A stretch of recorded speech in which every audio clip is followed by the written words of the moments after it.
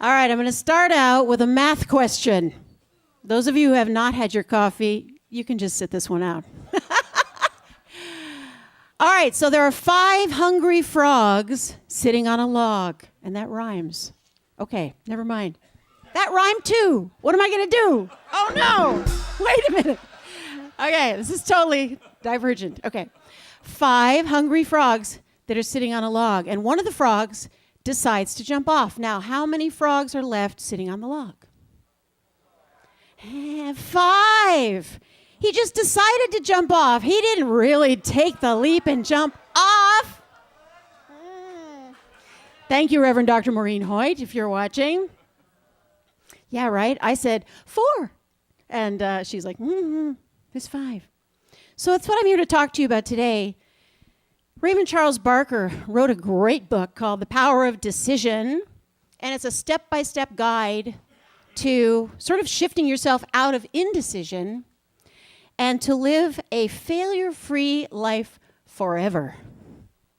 That promises a lot. That book really promises a lot. But that's what we teach here, right? We teach the same thing. So when we make a decision to do something, like I did going into ministry, we can make a decision for years and sit in that decision until the moment comes when we actually jump off the log. How many of you still have some stuff that you are thinking about doing? And you're like, I might get ready to think about doing that someday, possibly, if I feel like it. You know, and it's good to take our time with things. I'm not saying, just jump off of every log you land on. But truly, there is a divine urge and a divine calling.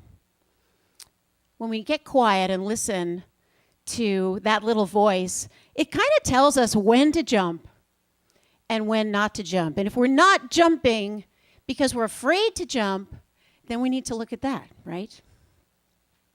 So I just got back from this ministerial experience of being paneled and grilled and tortured and questioned, and the spotlight was on. No, just kidding. But it was intense. And those of us who went through it together and these past 2 years of class together will never forget the experience of what we've gone through.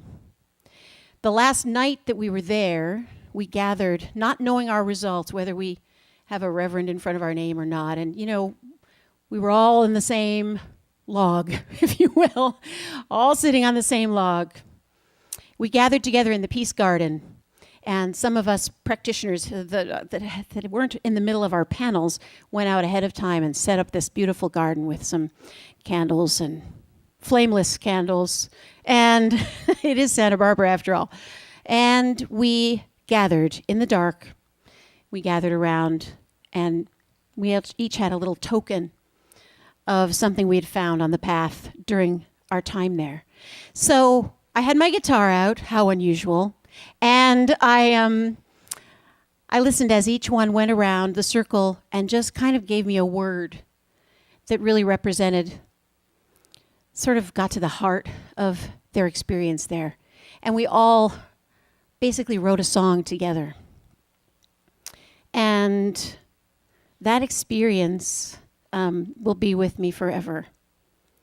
So whatever the outcome, Jonathan Zenz, Reverend Jonathan in Canada, asked a question of all of us. So how would it change your life and your ministry if you didn't have Reverend in front of your name? You know, how attached are you to that? And I think all of us felt the same, and I can only speak for myself, when I'm just going to be doing what I do. I'm going to be doing what I do in an expanded and focused way. If you didn't give me a reverend in front of my name, I'd still be doing what I do. I don't know how to do it any other way. And with the guidance of Dr. James and all of you, that's all I can do, is just move forward in that way. So I want to just leave you with a little story. You know, I'm kind of an advocate for ethical treatment and humane treatment of animals. So I was really happy to know when Barnum and Bailey kind of stopped using elephants in their... Yeah. So what really struck me, which was interesting, was that When they go to first train the elephants, they tie a rope around their back leg and attach that rope to a stake in the ground. And the elephant learns that it can't go any farther because the stake is stuck in the ground. The interesting thing is that eventually there's no stake in the ground. And the elephant still thinks he can't go anywhere. So I invite us each to look at, as we dive into this month of enjoyment, the art of enjoyment, and living our joy. What are the areas in our lives where we've been trained by our previous experience or by headlines, family members, childhood experiences? We've been trained that we can't go any farther. We're stuck. This science is freedom.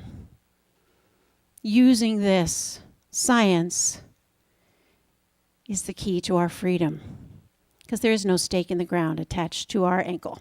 We are free to fly, right? All right. So we have a card, if you have it in your program, that has our affirmation on it. So I'm going to read it once. I'm going to ask you to join me 2 more times with gusto, with conviction. I step into the joy of life and live it up. And I'm thinking that means unlimited potential. All right. I'm learning. I step into the joy of life and live it up. All right, one more time together. I step into the joy of life and live it up. All right. So let's focus our thought right now. Let's focus our feelings, our beliefs, our thoughts. Come present right in this very moment for me. Be here with me right now, fully, 100%. Let everything else just slip away. All there is now. And everything that can ever be is in this now moment, right now. So what I know is that this power, this energy, this love, this vibration that I am, I can use that. I can focus that. I can create the art of enjoying this life. Every person I meet, every word I speak, every song I sing, focused on love, focused on joy, focused on peace. Whatever the circumstance, this thing each of us is the most powerful force in the universe, because it is the only force in the universe, and we are using it right now. We are frogs on the log jumping off, not just deciding.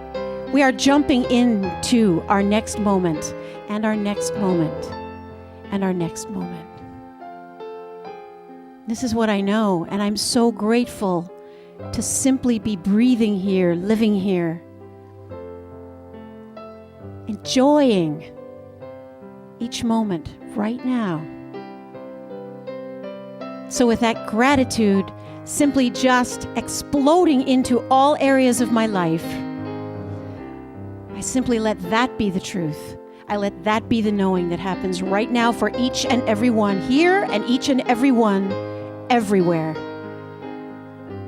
And together we say, and so it is. Namaste.